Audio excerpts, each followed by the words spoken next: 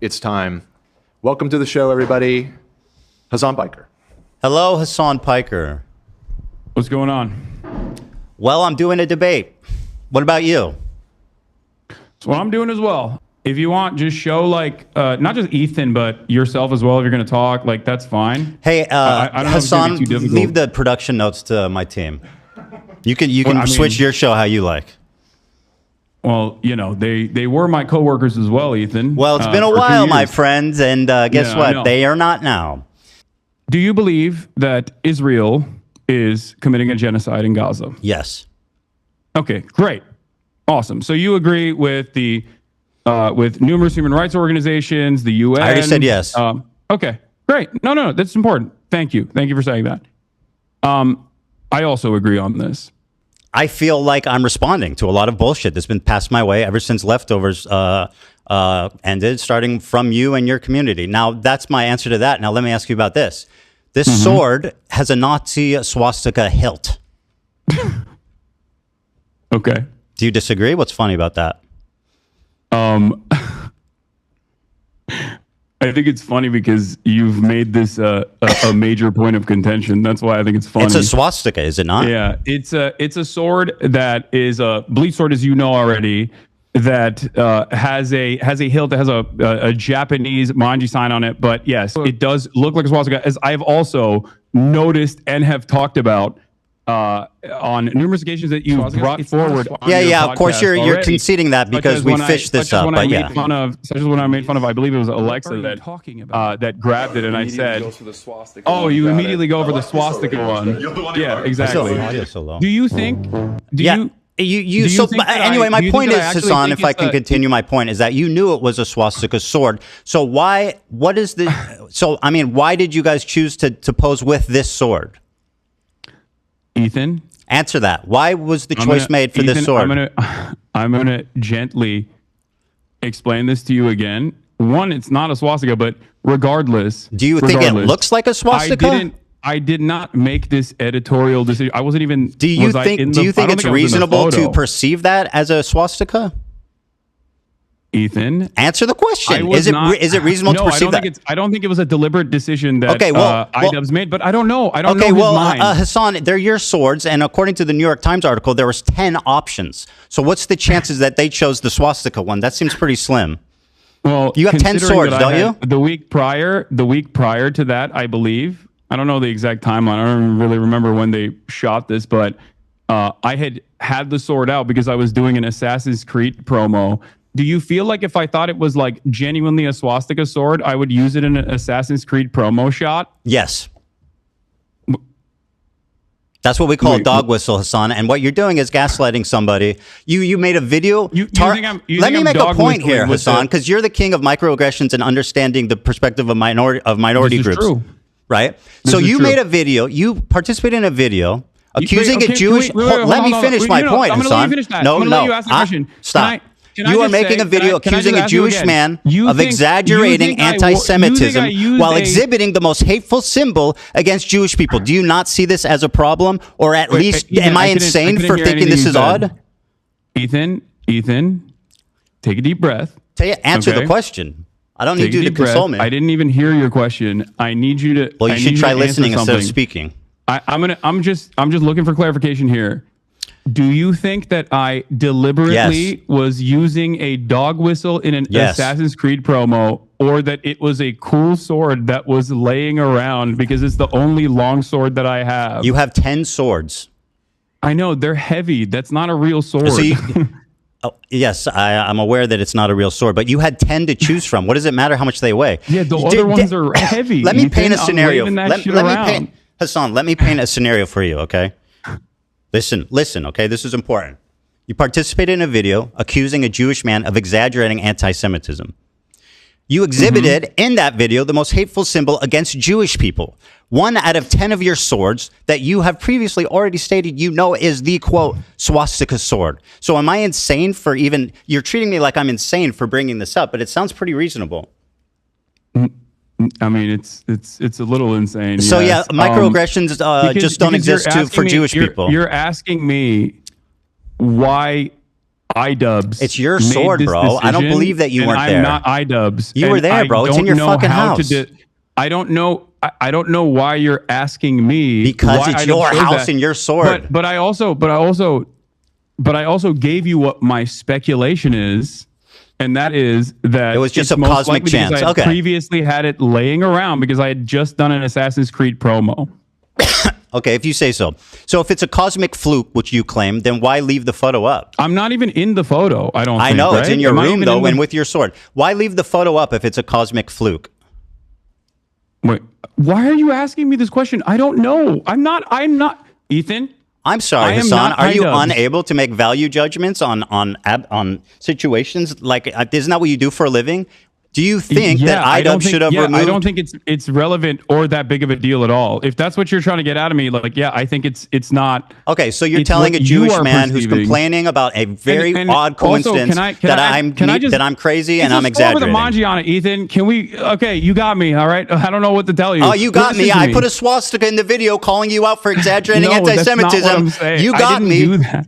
You want everyone that has criticized you to be anti-Semitic so that it makes you feel better about your position. It's not your own personal positions that you have explained to people that come across like you're using anti-Semitism as a shield to deflect criticisms against Israel. This is and that if they are actually out and about anti-Semites, that'll make you feel a little bit more comfortable, like you won the argument in your mind, and that your community would also finally go, oh yeah, you're right. You're a permanent victim in this situation. Mm-hmm. But because there's an unimaginable amount of anti-Semitism everywhere online, it comes across as shocking that you laser in on what you perceive are dog whistles when they're very clearly not even dog whistles at all.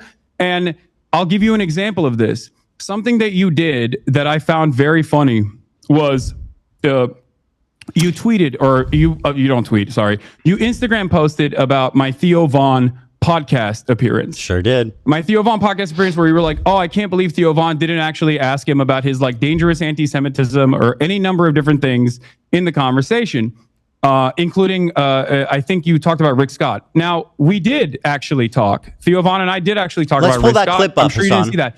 But hold on. Let me finish. But what I found very strange about that was the fact that Theo Von, and I didn't even know this at the time, the day prior to me, had actually interviewed Candace Owens. I think you and I both agree that Candace Owens is an anti-Semite, right? I think that he was on that 1-2 punch. Okay. Bam! Do you think... You hit him with that anti-Semitism, boy. No, Ethan. I think he was on the vibe. As your former podcast co-host, do you think that I am anti-Semitic, one, and if you think I am, do you think I'm as anti-Semitic as Candace Owens? So, yes, I think you're anti-Semitic at this point. I'm comfortable saying that. Are you as anti... Well, let me finish. Let me finish. You asked me two questions. And let's address what you think I'm doing that's anti-Semitic. Hold the phone. You asked me two questions together. I'm going to answer both. You said, do you think I'm anti-Semitic? After talking to you so far today, I can say unreservedly yes. I think that you are more anti-Semitic than Candace Owens? No. But I think your form of anti-Semitism is way more destructive and sinister. Candace Owens is outright... Hold on there, Hasan. This is an important question. You think I'm anti-Semitic now? Because 2 days ago you said I wasn't. I'm gonna answer. Okay. Your form of anti-Semitism is way more insidious because it's silent, it's tricky. She's out there just saying what she believes, and I respect her for that. Nick Fuentes is just out there. Nobody knows that what's his stance on Israel. Mm-hmm. Candace Owens' stance on Israel. But you're tricky. What you do is deny the heritage of Middle Eastern Jews, stuff like that. You accuse them of being always the oppressor, always everything. And by the way, you spent the first part of this debate calling me insane for what I think most people would perceive as blatant, obvious anti-Semitic acts. Yesterday, you said, or 2 days ago, in the aftermath of the Sam Cedar conversation, you said, I'm not anti-Semitic. So what has changed in that process? Is it this conversation that you and I had? Yes. Okay. All right. Got it. All right. Here's the clip, by the way. You accused me of not... you accused me of not mentioning that Theo Von did not ask you about Rick Scott. Let's go back and watch the clip. Because I said I didn't say. Bro, you literally look like the dude from Beetlejuice. That's crazy. The small head guy. Ethan, I use my words very carefully. I said in the Instagram story that you posted. I don't watch your stream that much. I don't. You know, I only in the see waiting like room. bits and pieces of Bro, it. that's crazy. Do you see the resemblance? What? You're this guy from Beetlejuice. In this photo, you have like the same coat and shit. Yeah. That's you are a comedian. I sure am, buddy. I see you laughing. All right. Anyway, so you accused me of misrepresenting what happened. Let's play the clip. One of the major points that you made that I've seen through other people's coverage of it so far is that I deny rapes happening on October 7. Okay? That I deny rapes happening on October 7. There's a clip of you when you first encounter that statement where you are actually understanding of my position until your wife stops you and says, that's inappropriate. You literally say, oh, he's saying the likelihood of rapes happening does not justify genocide, which you agree a genocide is happening. Uncontested. Ever since then, though, months later, you still chose her to name is use Hila, that by clip the way, that is Hasan. 14 I don't seconds know long why you out of referred to her context. as my wife. I find that a little chauvinistic, frankly. You know who she is. You know her well. You've begged for Teddy Fresh from her many times. So, like, yeah, you know who she is. You've written her emails Hila. asking for clothing. Her name is Hila. Mm-hmm. I mean, so why don't you say fine. that? Okay. Who goes, oh, your wife? Like, she's not. She has no. She's just like, oh. I wasn't. Can you respond to what I was saying? Yes, absolutely. With great pleasure, I will respond. Why is it that you initially understood the full context until Hila stopped you Very and good. said, no. Eyewitness testimony initially provided that led people to believe that there were sexual assaults that were taking place. Show me the source. Were then discredited. Show me the source. By the way, Hasan, why you look for that? I'm assuming that you're quoting the UN Representative Secretary General on Sexual Violence and Conflicts report, right? This is one everyone refers to. Now, are you aware how these kind of papers work? They do a very precise conclusion at the end that summarizes the main thesis and points driven home in the article. That's what the conclusion is. Let me read it for you. Overall, based on the totality of information gathered from multiple and independent sources at different locations, there are reasonable grounds to believe that conflict-related sexual violence occurred at several locations across the Gaza periphery, including in the form of rape, gang rape, during the October 7th, 2023 attack. Credible, circumstantial information which may be indicative of some forms of sexual violence, including genital mutilation, sexualized torture, cruel, inhuman, and degrading treatment, was also gathered. Okay, perfect. Thank you. So I'm gonna walk you Are through they this real quick. hallucinating? No. So you just don't know what words mean. So credible circumstantial evidence. Do you know what that means? It means that of course. Credible circumstantial evidence is not a substitute for forensic evidence. Credible That's why I said Pixar didn't happen, bro. Not You need enough rape to kits. prosecute. Hasan needs Credible rape kits. circumstantial evidence is not enough. Pixar to didn't happen, right? Prosecute. Okay. Okay, very good. All right. Can you explain this tweet to me? This is your tweet, and I'd like you to summarize it for me. Here it is. You said, go ahead. You can read it for me and explain the picture. I can't. I don't know where it is. So you can't see it? Oh. Okay. Yes. Okay. Fantastic. Okay. Very good. I guess it's just a little delay for him, Dan? Or? No. I can see it. Bro really said my lived experience in Israel proper. Great. What's the picture? This is Zone of Interest. You're familiar, yes? Explain for the audience what this picture entails. This is Zone of Interest, which is a Oscar award-winning movie depicting the banality of evil during a literal Holocaust taking place, the monotony of the day-to-day existence, the beautiful garden. And your implication is what? Rudolf Hess and his family put together. And your implication in the backdrop, you can see is there what? is a concentration. There's a concentration camp, Auschwitz. Your implication there's to a train me that is what? Most likely inferred to be sending. This Jews is the into clip you're concentration responding camp. to. Hold on. Like it's completely based on my. I actually don't know where it is, but I said we know what it was. I just said Israel proper, right? I said my lived experience in Israel proper. Can you explain play the clip? Play the clip. It's 2 minutes, and I don't know where this happens. If somebody can find out. No, play the clip. Play the full thing. We have time. I'm not going nowhere. Well, let me see. Yeah, I mean, I want to watch it too. It's just. I know you do. Let's see here. I don't. Here, I'll just play it. Oh, this is a clip from the critically acclaimed Content Cop. Okay. Well, here. The dislike let's watch is not correct. Let's just watch it. Why am I arguing on behalf of Ian's video's performance? I don't give a fuck. Come on, play the video, dude. Come on, Jesus Christ. Play the fucking clip. I mean, it is ironic that he came and did this whole show of doing it with you, and it like just completely humiliated him. I think that's kind of funny and interesting, but I'll play the clip. Not on Leftovers. He's now talking about it on his podcast. What I want to do is show you. Are you denying? Hold on, I'm sorry. His entire creator clash is in ruin. The event is going to be fucking absolutely canceled. He's probably not even able to reimburse most of the fighters for the time they trained. How is that not a train wreck? Ethan, I'm just saying. I am not iDubbbz. I don't care about your petty vendetta against iDubbbz. Play the fucking clip. Guys, how I see Israel. Because you don't see that. When you listen to Hasan and you hear all these fucking... Yes, you ruined a charity event. I hope you're proud. Oh my God, bro. You have no idea what you're talking about. He's now talking about I'm talking about Israel proper. What I want to do is show... And you're showing headlines about Gaza. I literally say in this clip that has nothing to do with the conditions of Gaza and the conditions of the West Bank, which I consider to be like apartheid. Let's begin. This is going to finally cause us to talk about Israel-Palestine. Bro, just explain what you're trying to say. By your own admission, there is a genocide that is taking place in the Gaza Strip. By your own admission, there is also an apartheid structure both in the West Bank, but I don't think you believe that there's an apartheid happening within Israel proper by your own terms.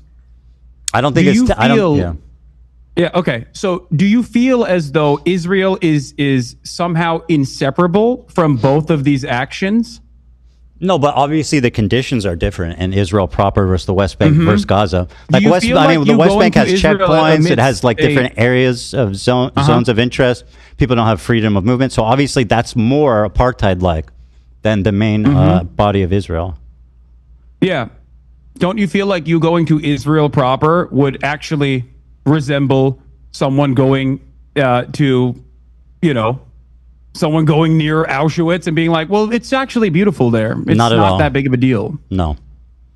It's multicultural. Oh, you don't see the comparison. Well, I mean, where Israel, you mean in Tel Aviv? So you're saying that... Jonathan Glazer, who made this video, Jonathan Glazer, who made this Oscar-winning movie, does see the comparison. So hold on, your criticism. He said as much. You're saying his Oscar award, all I said was my lived experience in Israel proper. Is the problem that Israel proper? That sounds racist or something? No, I think you're trying to present Israel as a beautiful multicultural land when it is directly doing a genocide across the border boundary. Okay, and also is an apartheid on a good day. Yeah, I make a distinction for sure. You can't. I mean, I lived there for 5 years in Tel Aviv. From the crimes that is happening 6 miles away, Ethan. That's my point. So 6 miles from where I live in Tel Aviv? 6 miles from what? I don't know how many miles away it is from. It's a lot further than 6 miles. What the fuck are you talking about? I don't know how many miles away it is. That's not the point. It's close enough that you can see it. If you go to Sderot, you can watch it. The point you're making is that everybody living in Israel is living next to a concentration camp.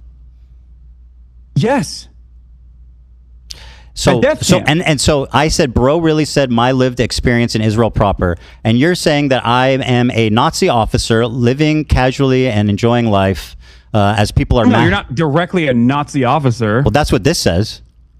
No, Ethan, you're taking it a little bit too literally. I think the point there with that imagery is not that it's a Nazi officer. Why did you choose the one with the guy standing in it? Well, I'm actually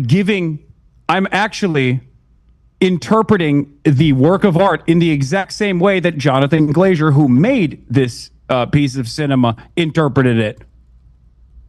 The entire point is you can have a wonderful life as an American Jew in Israel. Of course you can have a wonderful life in Israel. That's the point, because Israel is a ethno-religious supremacist apartheid state that is currently doing a genocide. It is the entire underlying principle of why this nation state was founded. That's what it was founded on. It was founded on exterminationist principles I definitely agree. of the indigenous Palestinians, which you seemingly agree to. So yes, if you actually think Israel is doing a genocide, then it comes across as rather odd that you would go to Israel to show how multifaceted and how wonderful Israel is. I mean, yeah, it would be exactly like someone saying, "Oh, you don't understand. I'm German. I am going to Poland. I'm going to go to Warsaw. I'm going to go to Auschwitz. It's not the same at all, dude. How wonderful Auschwitz looks like because it's German territory." Okay, I lived in Tel Aviv. I worked beside Palestinians. I worked with them. I took the bus with them. I walked around the streets with them. I went to the restaurants. They worked with me in my businesses. It's not what people expect. That's my point. You're saying because he's poor, he hates Jewish people? Let's watch. Ready? No, let me show you. It's not because he's poor that he hates Jewish people. It's because he lives in fucking Yemen. And in that part of the world, the only thing that people see is the dangerous conflation of Zionism and Judaism. I'm sure because the fighter jets that blow up their fucking schools have a Star of David next to them. And when the Palestinians are kidnapped, when they're fucking forced to go through military trial detention, they get fucking Stars of David carved on their heads. Israel is the one that dangerously and falsely claims to be the nation state of Jews. Israel is the one that makes everybody think that this action, all of the action, the genocide that you called a genocide is actually being done at the behest of Jews. That's not true. Of course, for everyone Israel in that doesn't side claim of the they're fucking doing world, it on when behest they of say Jews. Jew, it's interchangeable with Israel. Many of these people, including Do you think he's like Anne Frank? What? Do you think he's like Anne Frank? Oh, of course, absolutely. He has withstood genocide. He has withstood genocide by the Saudi government. Of course I do. I think that but my point that I was fucking presenting, Anne Frank is famous for being a pacifist and seeing the good in people despite a fucking Holocaust that took every member of her family but her dad. That's why she's inspiring. This guy went on Twitter and said, fuck Jewish people. Would you think Anne Frank would be less inspiring if she somehow was able to get out If she was like, I want to kill Germans and hang them? Yeah. And took up arms against the Nazis? Would you say that Anne Frank is bad for that? Say Anne Frank is bad for that, Ethan. For something that didn't happen? The Israeli government benefited from creating instability and making it seem as though these countries were uninhabitable. And why do you think that, despite the fact that Iraq and numerous other countries have offered Israelis or Jews a right to return, because they were being failed on the Israeli front for numerous reasons? Let me tell you an inconvenient fact for you, Hasan. Arrive at that conclusion. Let me tell you an inconvenient fact. I wonder why that happened. Before the bombs went off, being established. Before the bombs went off, 100,000 of the 125 Jews were already registered to leave. Do you want to explain that? Yes. Jews wanted to go to Israel, Ethan. They liked the idea So let me hear what so you like Israel. Yeah, you're a liar. You're a disgusting fucking propagandist liar. Here's what Avi Schleim actually said. My research, I established that one bomb was lobbed, one hand grenade was lobbed by a young activist in the Istiklal party, which wanted to expel the Jews from Iraq and confiscate the properties. And another hand grenade was lobbed into the Masoud Hashem Tov synagogue, and there 4 people were killed. And he was a criminal who had a grudge against the Jews, and it had nothing to do with the Mossad. Did you hear that? The first 2 had nothing to do with the Mossad. But let's continue to listen to the respected scholar, Avi Schleim, you fucking liar. Hold on. No, you listen to this fucking historian. Yes, you said they left by choice. They left because of Zionism. They left because they were being threatened. They had a place to go, let's hear what your respected historian has to say, you liar. That's right. Wait, listen. If all this is true, the main reason for the exodus was not the bombs, it was persecution by the government. And I concede that. It's not part of my argument that the bombs were the main reason for the liquidation of this community. But my answer to my Zionist critics is, even if I knew for certain that not a single Iraqi Jew left Iraq to go to Israel because of the bombs, I would still think this is a real indictment of the state of Israel, because Israel was created to provide a safe haven for Jews, not to be harassing and threatening Jews in other countries. By the way, he said, and I'll quote it for you, we did not leave Iraq because we were Zionists. We left because we were no longer safe. He wrote that in his book, 3 Worlds. Have you read that book? No, I have not read Three Worlds. Okay, well, you're using a lot of source from it. It's a book that he wrote about his migration. It's not the only book he wrote about this. But go on. Have you read any of the other ones? Yes. Really? Which ones? The book that I'm referencing is from the Iron Wall. Three Worlds, okay? He writes about his time in Iraq. He writes about his time in Israel. He writes about his time in the UK. In Three Worlds, he writes about his own family, and he describes their departure from Iraq as traumatic, disorienting, and not voluntary. They were not proud Zionist migrations. They were leaving out of fear. Ethan, he said that himself. Ethan. He said, we did not leave Iraq because we were Zionists. We left because we were no longer safe. Friend, he would laugh Your at you. failure Do you not understand? to acknowledge the trauma of both groups is the reason why you are a radical fucking propagandist liar. Both trauma needs to be acknowledged by both groups. There's two things that need to be true for this ever to be resolved peacefully. You're right. Palestinian self-determination and Israelis' right to have secure borders. Zionism as long as you ignore that, there will always be war. Palestinians will always die, and you will continue to make money from it. Like I said, I have a family to go to. I have 3 kids and a wife, and I know that you have a fucking cool-ass race car bed to sleep in, and I hope you enjoy that. And okay, man. Thank you. Have a good one. I hope this was productive. Dan, he needs you more than you need him. Stop babying this man, please. He needs you more than you need him. Stop babying him. Well, I know that's true, but I don't baby him. Come on. Okay. All right. You want to target the crew more? What? Bad empanada called AB a house slave. Yeah, he's wrong. What the fuck do you want? Well, you watch his videos a lot. Why are you bringing up Bad empanada? Do you think I agree with everything he says? No, of course not. You endorse him.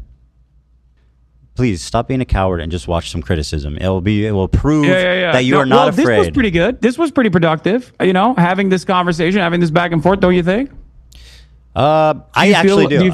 I think you exposed yourself deeply a few times here, and I think we'll have to wait and see, obviously, how this pans out. But I do think it was productive to show just kind of the blatant, overt, anti-Semitism.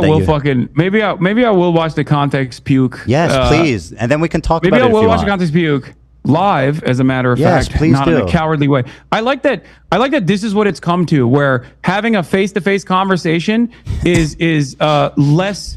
Is somehow less fucking is more cowardly than like actually watching a YouTube video that you made. It is dude. What's cowardly is you fucking constantly crying and refusing to actually look for context and putting together putting together shit that you saw on fucking subreddits to be like, this is my argument. I'm destroying him.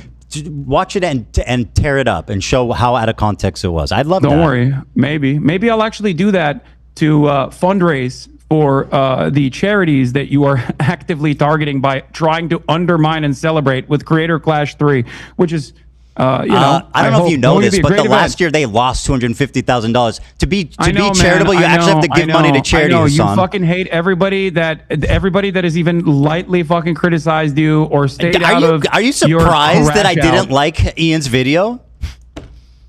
What? No, dude.